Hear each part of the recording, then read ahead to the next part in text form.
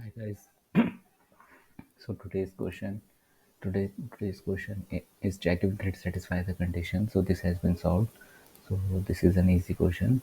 So you have given a 2D matrix of grid of M into N matrix, which is of can be of any length. So we need to check if grid ij any element in the grid satisfy the following condition equal to the cell below the grid, the one the if it is a cell, then it should be equal to the cell below it, like 1 is equal to 1, 0 is equal to 0, 2 is equal to 2, and different from the cell to its right, like 1 is different from 0, 1 is different from 0, 2 is different, 2 is different because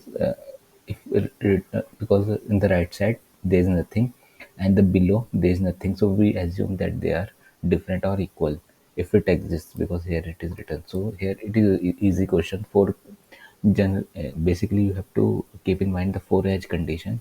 Means in total there will be 4 condition which every element will lie, so you have to identify which element lie in which position. So let me take to the solution. So basically you have to iterate through grid, and I have taken a boolean variable as true. Whenever it becomes false, I will break the loop, keep out of the and come out of the loop. So iterating through 2D matrix. So first condition will be I not equal to row minus 1 and j not equal to column minus 1, means these two elements are not the edge element, because we have to see the elements below it and the right of it, and this element satisfy for both the condition, that is it not equal to, it is not the last row and not lies in the last column. So these two elements are covered, and we verify these two conditions, that it is equal to the cell below it and different from the cell to the right. So it will satisfy the condition, it will not throw in any error.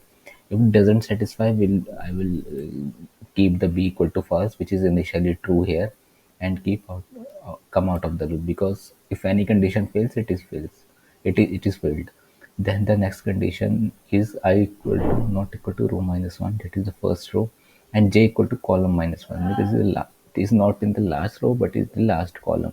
So what we can verify here is the below element, not the right element.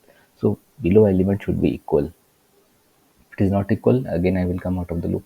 Next if condition is the elements which is in the last row but not the last column, it is in the last row but not the last column, so what they can verify, they will not equal to the right of the element, that is j plus 1. Okay, and the last condition is the last element which is in the last row, the last column. It can do, we have to do nothing, or we can remove this also.